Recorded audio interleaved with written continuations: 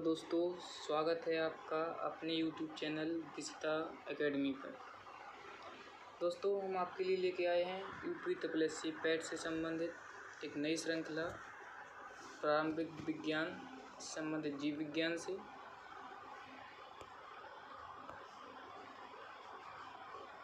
जीव विज्ञान से संबंधित क्वेश्चन सॉल्व करेंगे। इससे पहले यदि आपने चैनल को सब्सक्राइब नहीं किया है तो चैनल को सब्सक्राइब करें और नए अपडेट पाने के लिए बेल आइकन प्रेस करें।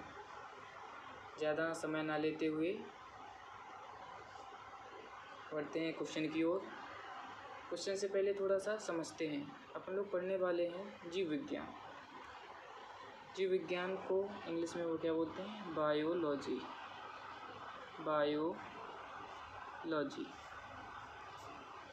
बायोलॉजी दो शब्दों से मिलकर बना है, बायो और लॉजी। बायो का मतलब है बायोम।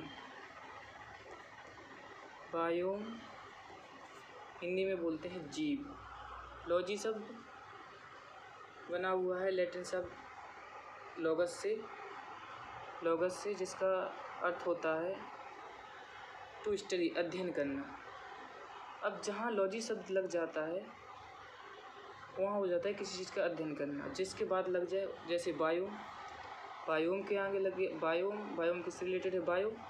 और बायो के आगे लग गया लॉजी, तो हो गया बायोलॉजी। यानी जीवों के अध्ययन, बायो मीन्स जीव, और जीवों का कर लिया अध्ययन तो क्या हो गया? जीव विज्ञान। चलिए पढ़ते हैं क्वेश्चन की ओर। क्वेश्चन में है, क्वेश्चन नंबर फर्स्ट है आपका, निम्नलिखित में से कौन सुमेलित नहीं है? ए ऑप्शन है, ऑप्शन नंबर ए, फलों का अध्ययन पोमोलॉजी। फलों का अध्ययन पोमोलॉजी। रेशम कीट पालन अध्ययन सेरिकल्चर। छिपकलियों का अध्ययन इक्थियोलॉजी। स्वप्नों का अध्ययन ओनिरोलॉजी। इसमें से कौन सुमेलित नहीं है? तो भाई ये पोमोलॉजी यानी अध्ययन कर रहे हैं, तो फलों का अध्ययन को पोमोलॉजी कहते हैं, ये सही है। रेशम कीट पालन, इसका अध्ययन सेरिकल्चर में किया जाता है, ये भी एकदम सही है। भाई दो शब्द देख रहे हैं, लॉजी और लास्ट में कल्चर जुड़ा हुआ है। कल्चर को हिंदी में संवर्धन, यानी जब मनुष्य अप्राकृतिक मैनमेड तरीके से जब किसी चीज़ को उगाता है या उसके संवर्धन करने को उसको छोड़ता है, एक उसको नेचुरल वातावरण अपने मनुष्य मैनमेड द्वारा जो दिया जाता है उसमें वो है ग्रोथ करे चीज़, तो क्या होता है? कल्चर हो जाता है वहाँ पे। वहाँ सेरिकल्चर में किसका अध्ययन करते हैं? रेशम कीट पालन जो होता है वो सेरिकल्चर होता है। स्वप्नों का अध्ययन ओनिरोलॉजी सही है। डिस्टर्ब क्या है इसमें? भाई कौन सुमेलित नहीं है? छिपकलियों का अध्ययन इक्थियोलॉजी, क्योंकि भाई इक्थियोलॉजी में किसका अध्ययन करते हैं मित्रों? इक्थियोलॉजी में किसका अध्ययन करते हैं? कमेंट करते रहिए, बताते रहिए। फिशिस यानी मछलियों का अध्ययन होता है इक्थियोलॉजी। तो भाई ये तो है छिपकलियों का अध्ययन। फिर छिपकलियों का अध्ययन को क्या कहते हैं? जब छिपकलियों का अध्ययन करते हैं तो उसे क्या कहते हैं? तो छिपकलियों का जो अध्ययन है उसे कहते हैं सोरोलॉजी। सोरोलॉजी में छिपकलियों का अध्ययन करते हैं। इस प्रकार ये सुमेलित नहीं है, अतः आपका उत्तर हो जाता है option number C is right answer. बढ़ते हैं अगले क्वेश्चन की ओर। क्वेश्चन नंबर सेकेंड, जीवन की सबसे छोटी कार्यात्मक एवं संरचनात्मक इकाई है। अंडरलाइन करिए, जीवन की सबसे छोटी कार्यात्मक एवं संरचनात्मक इकाई है। भाई कार्यात्मक और संरचनात्मक इकाई पूछ रहा है। क्वेश्चन के आंसर्स को कभी कभी एलिमिनेट करना चाहिए कि क्या नहीं हो सकता है तो ठीक है, क्या नहीं हो सकता है। जब हम ये समझ लेंगे कि क्या नहीं हो सकता है तो जो होगा वो अपने आप आ जाए। जैसे राइबोसोम क्या है? सेल ऑर्गन, कोशिकांग है। और ये क्या होता है? होता है, इसमें प्रोटीन सिंथेसिस होता है। एंडोप्लाज्मिक रेटिकुलम, ER का नाम सुना होगा, ER, उसकी सतह पर पाए जाते हैं राइबोसोम। वो क्या काम करते हैं? प्रोटीन संश्लेषण का काम करते हैं, प्रोटीन संश्लेषण का काम करते हैं, सिंथेसिस का काम करते हैं।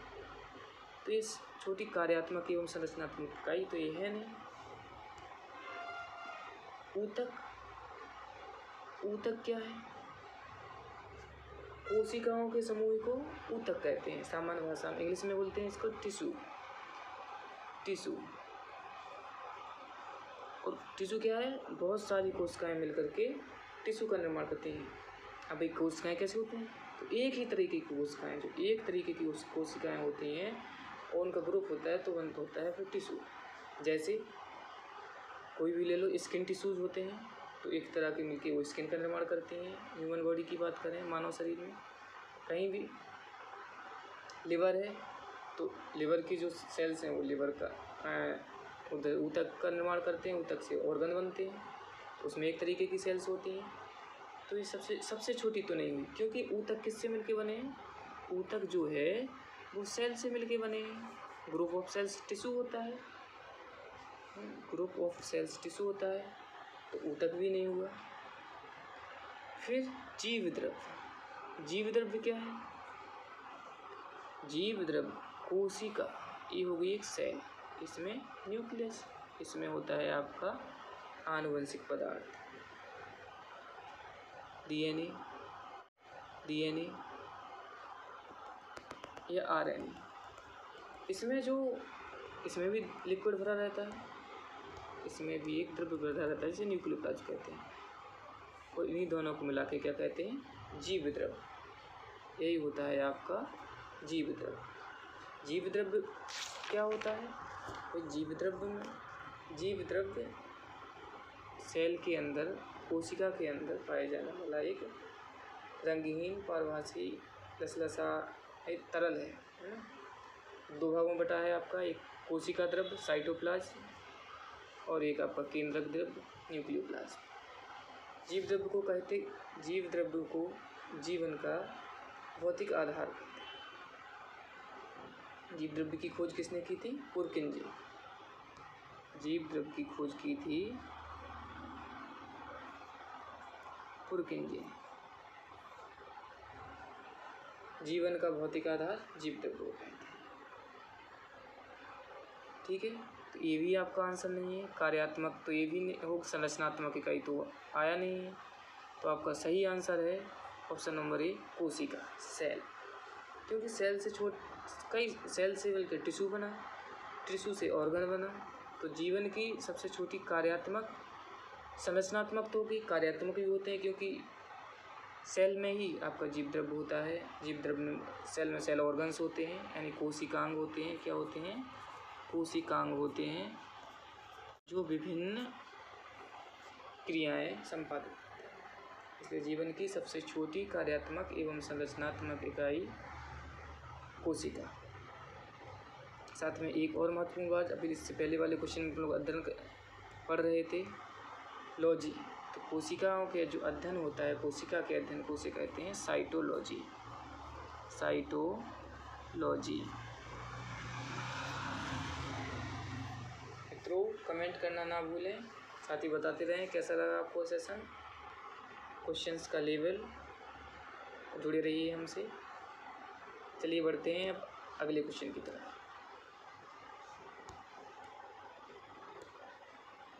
क्वेश्चन नंबर 3, निम्न में से किस कोशिकांग को कोशिका का शक्तिग्रह कहा जाता है? निम्न में से किस कोशिकांग को कोशिका का शक्तिग्रह कहा जाता है? शक्तिग्रह, अरे भाई पावर हाउस। क्या कहते हैं? Power house. क्वेश्चन पढ़ लेते हैं। क्वेश्चन पढ़ लिया, आंसर्स देख लेते हैं। आंसर नंबर ए में केंद्रक। भाई केंद्रक, क्या केंद्रक इसका आंसर है? क्या गोल्जी का है? क्या माइटोकॉन्ड्रिया है? या नन ऑफ दीज है? कमेंट करके बताइए। देखते हैं भाई केंद्रक क्या होता है। तो केंद्रक के बारे में हम लोग पढ़ चुके हैं, अभी थोड़ी समय पहले कुछ पहले क्वेश्चन में बताया था। ये कोशिका का सबसे प्रमुख अंग होता है। ये सेल हो गई और इसके बीच में जो संरचना पाई जाती है केंद्र में, ये इसमें क्रोमेटिन थ्रेड दिखाई देते हैं, डीएनए होता है। तो ये प्रमुख अंग होता है। लेकिन क्या पूछ रहा है, शक्ति ग्रह, तो केंद्रक तो हुआ नहीं। गोल्जी काय, गोल्जी काय को गोल्जी बॉडीज भी कहते हैं। गोल्जी बॉडी की खोज किसने की, कैमिलो गोल्जी ने। तो ये साइटोप्लाज्म में यहाँ पर थैलेट्स के रूप में से पाए जाते हैं। ये गोल्जी काय होते हैं। इस गोल्जी क्या काम करते हैं, गोल्जी काय जो प्रोटीन होती है और जो फूड होते हैं उसकी पैकिंग का कार्य करती है। तो लेकिन शक्ति ग्रह तो ये भी नहीं है। नेक्स्ट क्या है, माइटोकॉन्ड्रिया। जी हाँ, mitochondria. Right answer is mitochondria. Mitochondria एक कोशिका के, ये भी कोशिका का प्रमुख कोशिकांग है।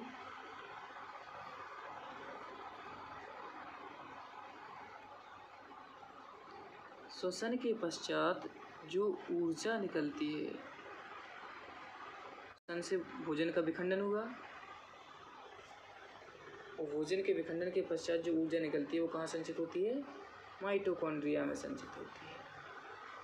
इसीलिए इसे क्या कहा जाता है, कोशिका का शक्ति ग्रह। शक्ति का वो भी जब एनर्जेटिक होगा, एनर्जी होगी, एनर्जी कहाँ संचित होगी, माइटोकॉन्ड्रिया में। तो आपका सही आंसर हो गया ऑप्शन नंबर सी, माइटोकॉन्ड्रिया। समझ गए मित्रों। पढ़ते हैं अगले क्वेश्चन की ओर। कोशिका भित्ति पाई जाती है, कोशिका भित्ति पाई जाती है। कोशिका भित्ति को इंग्लिश में कहते हैं सेल वॉल। सेल वॉल पूछ रहे हैं, पाई किस में पाई जाती है। ऑप्शन नंबर केवल जंतुओं में, ऑप्शन नंबर केवल पादपों में, सी दोनों में, and not none of this किसी। आप लोगों ने अध्ययन किया होगा एनिमल सेल का और प्लांट सेल का। एनिमल सेल को टिपिकल एनिमल यानी प्रारूप जंतु कोशिका ऐसे रहती है, दो कोशिकाएं बना रहे हैं, बाकी इसमें सेल ऑर्गन्स होते ही हैं।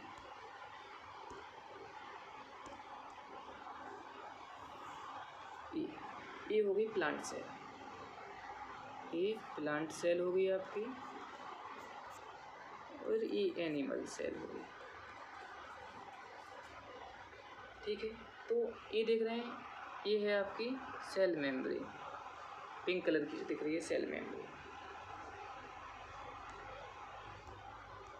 और ये वाली जो है, ये है आपकी सेल वॉल। ये किसमें, केवल प्लांट सेल में। तो इसका राइट आंसर क्या हो जाएगा आपका, केवल पादपों में। पादपों में केवल सेल वॉल, पादपों में केवल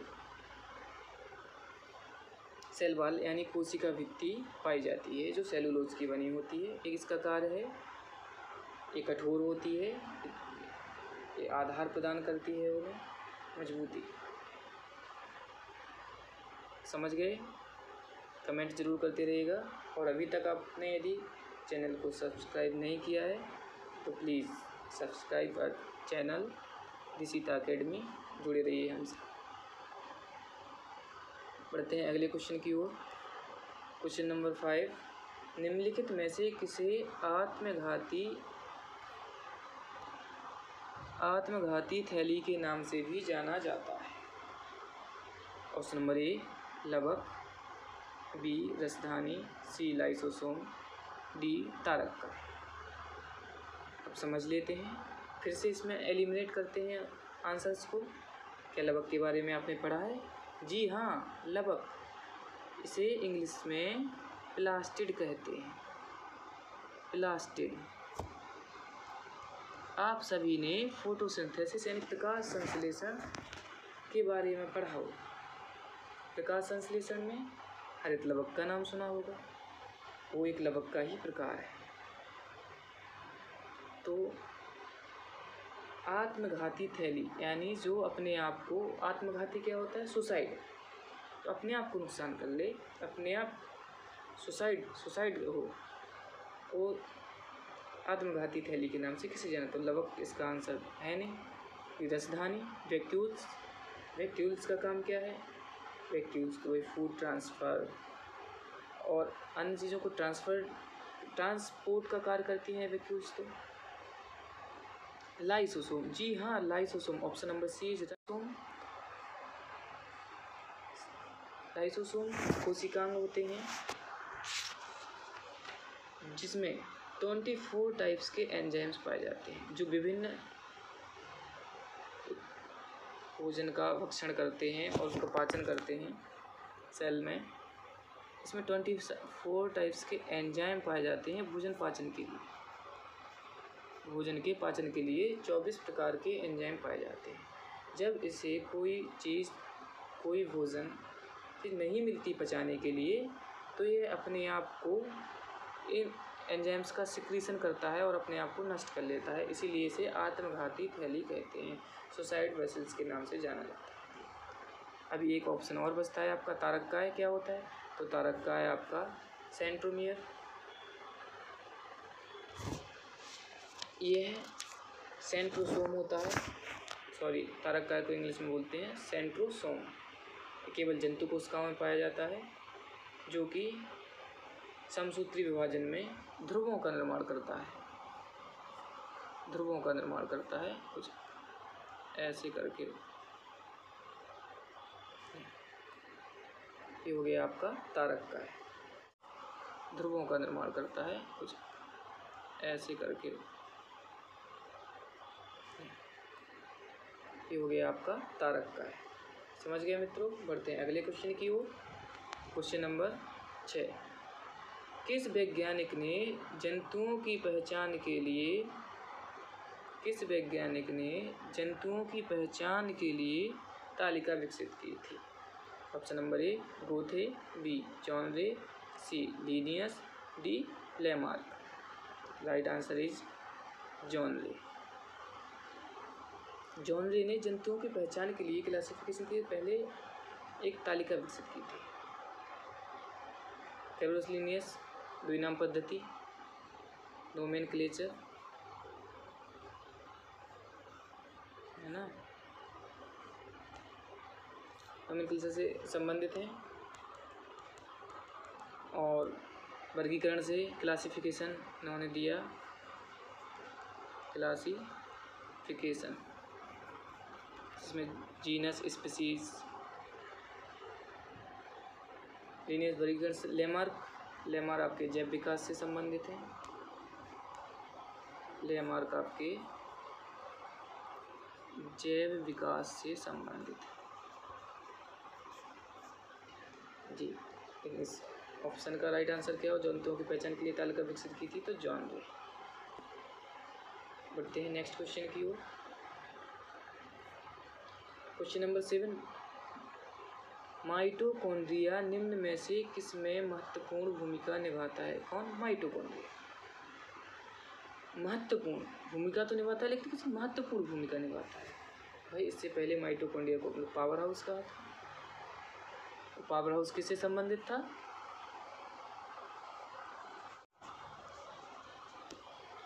एनर्जी,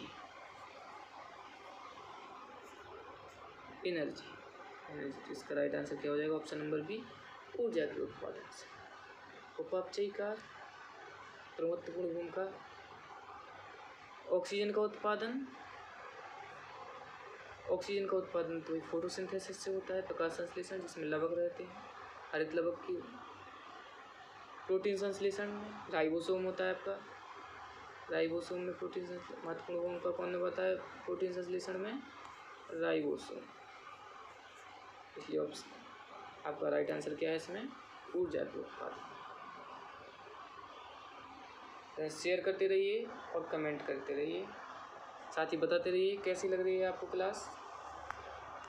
बढ़ते हैं अगले क्वेश्चन की ओर। क्वेश्चन नंबर 8, मानव शरीर में किस तत्व का प्रतिशत सबसे अधिक होता है? ह्यूमन बॉडी में कौन सा एलिमेंट परसेंटेज अधिक होता है पूछ रहा है। Option number A hydrogen, B carbon, C nitrogen, D oxygen. जी तो इसका राइट आंसर है आपका hydrogen, B carbon, C nitrogen, D oxygen. जी तो इसका राइट आंसर है आपका option number D oxygen. Oxygen human body में सबसे ज़्यादा परसेंट होता है ऑक्सीजन का। लगभग कितना होता है पूछ लिया जाए तो 65% लगभग ऑक्सीजन पाया जाता है। सेकेंड नंबर पे क्या होता है आपका हाइड्रोजन 18.5 करके 18.5%। ऑक्सीजन आपका 65% ऑफ। फिर इसके बाद नाइट्रोजन होता है 9.5 के लगभग। नेक्स्ट कार्बन और अदर एलिमेंट्स होते हैं। तो इसलिए आपका राइट आंसर क्या हो गया 65% ऑक्सीजन। बढ़ते हैं अगले क्वेश्चन की ओर। क्वेश्चन नंबर 9, कपास का प्रमुख घटक है। इसका कपास का प्रमुख घटक है ए प्रोटीन, बी वसीय अम्ल, सी ग्लिसरीन, डी सेलुलोज। इसके कुछ आंसर्स देखें। प्रोटीन, कपास क्या है, कपास होता है एक प्लांट होता है कॉटन। इसके रेशे से कई कीमती वस्त्र अन्य चीज़ें बनाई जाती हैं। फाइब्रस प्लांट है कपास प्लांट है। अब ये कह रहे हैं कि प्रमुख घटक क्या है। प्रोटीन, प्रोटीन नहीं है। वसीय अम्ल बिल्कुल नहीं। ग्लिसरीन जी तो संबंधित ही नहीं है। डी, जी हाँ D cellulose is the right answer. Cellulose is the right answer. कपास का प्रमुख घटक सेलुलोज है। रेशेदार प्लांट है। प्लांट की सेल वाल में पड़ा सेलुलोज की मात्रा अधिक होती है, लेकिन इसलिए साथ ही कपास में सेलुलोज की मात्रा फाइबर्स में ज़्यादा पाई जाती है। इसका प्रमुख घटक हो गया सेलुलोज। पढ़ते हैं अगले क्वेश्चन की तरफ। इस सेशन का अंतिम प्रश्न, कोशिका का नियंत्रण केंद्र है। कोशिका का नियंत्रण केंद्र है जहाँ से कोशिका कंट्रोल होते हैं, जहाँ से कोशिका में जो क्रियाएं चल रही होती हैं वो कंट्रोल होती हैं।